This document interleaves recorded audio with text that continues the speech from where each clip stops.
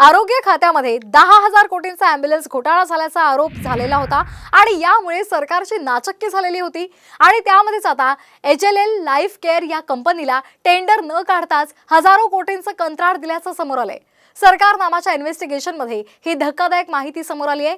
या HLL life care company विरोधात bogus बिलं काढल्याच्या तक्रारी आहेत, तरी सुद्धा या कंपनीला टेंडर न काढताच 2,000 कोटी रुपयांचं काम देण्यात आलेलं आहे। कंपनीच्या तक्रारींकडे मुख्यमंत्री आणि उपमुख्यमंत्र्यांनी सुद्धा दुर्लक्ष केलेलं आहे आणि त्यामुळे ते दुर्लक्ष करत पुन्हा हे काम दिल्याची चर्चा आहे। तानाजी सावंत यांनी बनवाबनवी करत हे काम दिल्याचं बोललं जातंय।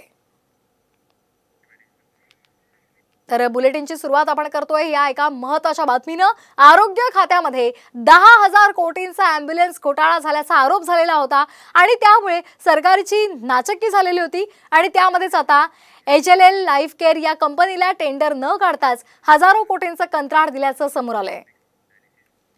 दरम्यान यावर एक नजर टाकूयात ग्राफिक्सच्या माध्यमातून। डायलिसिसच्या कंत्राटासाठी कंपनीच्या कामात गडबड असल्याचा अधिकाऱ्यांचा शेरा आहे। आयुक्त धीरज कुमार यांनी अधिकाऱ्यांच्या शेऱ्याला केराची टोपली दाखवली। धीरज देशमुख यांच्याकडून HLL कंपनीला डायलिसिसच्या कामाची वर्क ऑर्डर जारी करण्यात आली आहे। अवघ्या 4 दिवसांमध्ये HLLच्या फाईलला मंजुरी मिळाली।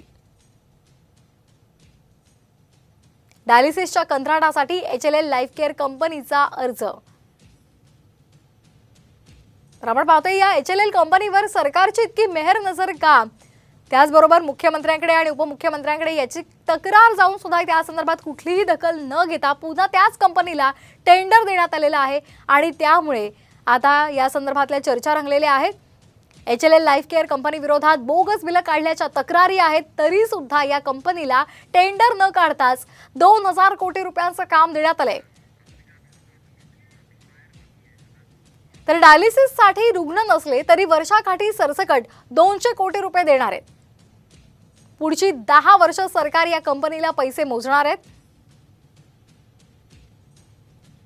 यापूर्वी याच कंपनीला 5 ते 10,000 कोटींची कामं दिली होती। त्या कामांमध्ये बोगस बिलं काढली जात असल्याच्या तक्रारी आहेत। तक्रारींकडे डोळे झाक करून HLLला नव्यानं कंत्राट देण्यात आले।